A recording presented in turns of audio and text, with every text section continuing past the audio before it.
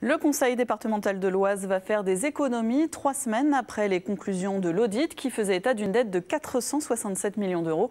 La nouvelle majorité de droite a voté ce matin une série de mesures. Avant d'en parler avec Édouard Courcial, le président du conseil départemental, on fait le point avec Christelle Juteau et Anne Lizavard.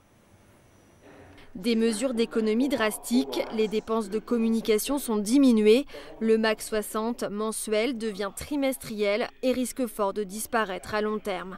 Quant à la mesure phare de l'ancienne majorité de gauche, Ordi 60 c'est fini, il n'y aura plus de tablettes numériques distribuées au 6e à la rentrée. Retrouver l'équilibre budgétaire, c'est tout l'enjeu. Le président du conseil départemental, Édouard Courcial, espère récupérer 80 millions d'euros d'ici 2 ans et ainsi éviter la faillite prédite par l'audit extérieur en 2017. Avec les économies, la majorité souhaite aider les communes sur le plan sécuritaire, vidéoprotection et équipement des polices municipales, une subvention qui n'existait pas lorsque la gauche était au pouvoir. Pour ce qui est des aides sociales, elles seront plus contrôlées.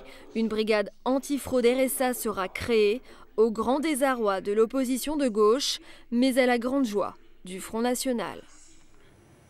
Édouard Courcial, bonsoir. Bonsoir. Alors on vient de l'entendre, vous allez supprimer certaines dépenses comme Ordi 60, c'était une mesure phare de la gauche. Et puis en revanche, vous allez financer de nouvelles actions, par exemple pour aider les communes sur le plan sécuritaire. Finalement, est-ce que ce ne sont pas des choix politiques plus qu'économiques ? En tout cas, c'est le choix de respecter la parole donnée aux électeurs. La parole qu'on a présentée pendant la campagne électorale, elle était faite d'un certain nombre d'engagements et en particulier d'un principe aussi qui était celui de ne pas augmenter les impôts. Nous avons hérité d'une situation financière catastrophique. C'est très simple. Parce que les finances des collectivités locales, ce n'est pas toujours facile à comprendre, mais enfin, vous voyez bien ici que nos dépenses augmentent, que les recettes diminuent, et en 2017, eh bien, les dépenses sont supérieures aux recettes. On ne peut pas accepter ça d'une famille, on ne peut pas l'accepter du département de l'Oise. Mais ce que vous allez mettre en place, ça va aussi coûter de l'argent. Ce que vous allez mettre en place, ça va aussi coûter de l'argent. Oui, mais enfin, ça va coûter beaucoup moins d'argent que les économies qu'on a réalisées dès ce matin, avec des choix courageux, je le répète, mais derrière tout ça, il y a aussi la volonté de respecter le programme qu'on a présenté devant les électeurs. Pardon, mais les campagnes électorales, ce n'est pas fait aussi pour être les battleurs sur les marchés, c'est pour présenter un projet structurant pour le département. Et donc, nous avons cette difficulté forte, vous l'avez souligné, qui est de mettre en place ce programme tout en assainissant les finances du département. C'est ce sur quoi nous sommes engagés déjà depuis ce matin.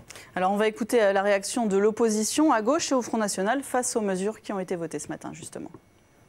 C'est la casse organisée de toutes les politiques départementales par la nouvelle majorité. Ils ont monté en épingle la situation financière du département de l'Oise mise en place par l'ancienne majorité pour pouvoir supprimer des emplois, supprimer de l'action sociale, supprimer la culture. Je regrette vraiment que Ordi 60 soit arrêté parce que ça va encore pénaliser les familles les plus défavorisées. Et à ce titre-là, je trouve que c'est encore une injustice sociale qui va frapper les plus démunis, les familles les plus en difficulté. Je ne peux que m'en montrer satisfait, ce qui prouve que le Front National a souvent de très bonnes propositions, puisqu'aujourd'hui, ces propositions, la suppression de dépenses colossales, on arrive à presque 47 millions d'euros pour les ordinateurs, les sièges auto qui ont été distribués parfois à des personnes qui n'avaient pas de véhicule, et également un certain nombre de dispositions qui, effectivement, relevaient de dépenses trop coûteuses.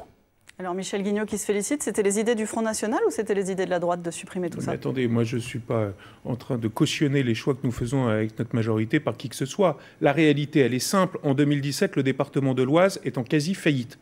Face à ça, il faut redresser la barre. Donc il faut supprimer des dispositifs qui ne servent à rien, ou en tout cas qui n'ont pas fait montrer leur efficacité. C'est le cas d'Ordi 60, qu'on pourrait appeler Gaspille 60, pardonnez-moi, mais l'audit que j'ai lancé montre qu'il n'y a à peu près que 5% de l'utilisation qui est faite vers des sites éducatifs. Donc le contribuable de l'Oise, il n'a pas à payer ça, il n'a pas envie d'avoir un département en faillite. En revanche, il veut derrière que le programme sur lequel on a été élu soit mis en place. C'est la double contrainte qui est la mienne aujourd'hui avec mon équipe. Donc quand la gauche parle de casse sociale, vous pensez que ce ne sont pas les foyers les plus modestes qui vont trinquer ? Mais je ne parle pas de casse sociale, je parle en tout cas, eux, ils ont cassé les finances du département en réalité. Ils ont embauché 85 personnes 3 mois avant les élections, dans les 3 mois qui ont précédé les élections. Ça veut dire des dépenses de fonctionnement qui ont continué à exploser. C'est de l'irresponsabilité chronique. Et d'ailleurs, personne ne remet en cause, personne ne remet en cause sur aucun des bancs le fait que la faillite du département est possible en 2017. Donc tout le monde sait bien que la trajectoire sur laquelle nous nous lançons avec ma majorité est la seule possible pour le bénéfice des habitants du département de l'Oise. Merci beaucoup, Édouard Courtial, d'avoir été notre invité. Merci à vous.